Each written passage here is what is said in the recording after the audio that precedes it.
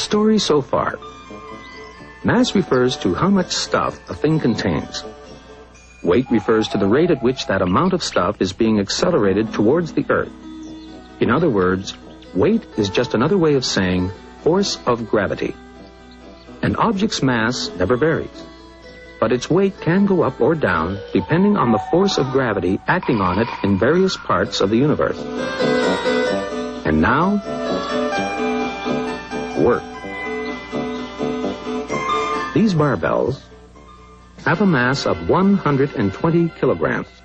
Since they are resting on the surface of the planet Earth, we know that the force of gravity acting on them is about 10 times that number of newtons. It takes a very strong man to lift something that weighs so much. Because if the barbell is being pulled down by a force of 1,200 newtons, it must take 1,200 newtons of force to hold it up. Of course, if we were on the moon, where the force of gravity is only 1/6 that of the Earth, anybody can do it. But we're not on the moon. That looks like hard work. But how much work? 1,200 newtons worth? To lift the barbell? How far? Exactly 2 meters. But what if you only lifted the barbell half that distance, say 1 meter? Surely that doesn't take as much work as lifting the barbell 2 meters.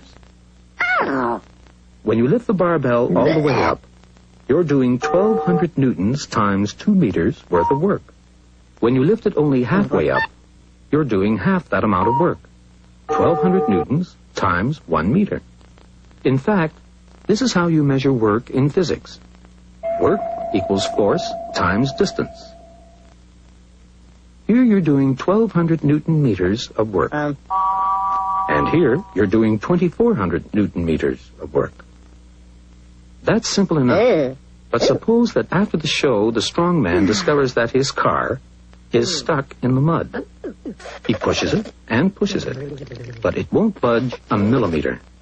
And suppose that at the very same time, the clown, who hasn't got a car, is in the act of picking up the telephone to call a cab. Which of them would you say is doing work at this particular moment? The strong man or the clown? The clown. Because work equals force times distance.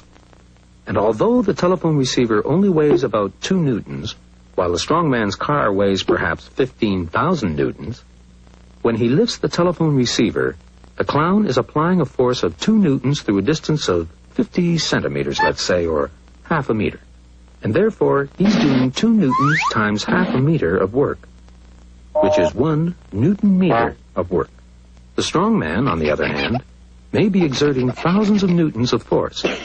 But since the car's not moving, there's no distance involved, and the poor man isn't doing any work at all.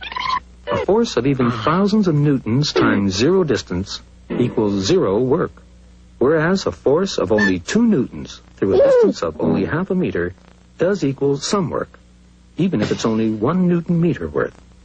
But it's a bit awkward to keep on talking about newton meters of work.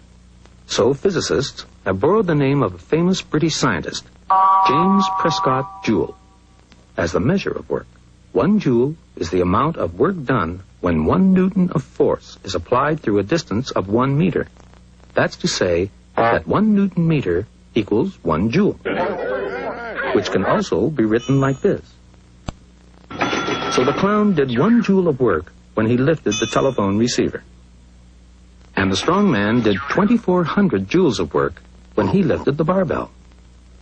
But of course, when he tries to move his car, it's a different story. He does 0 joules of work.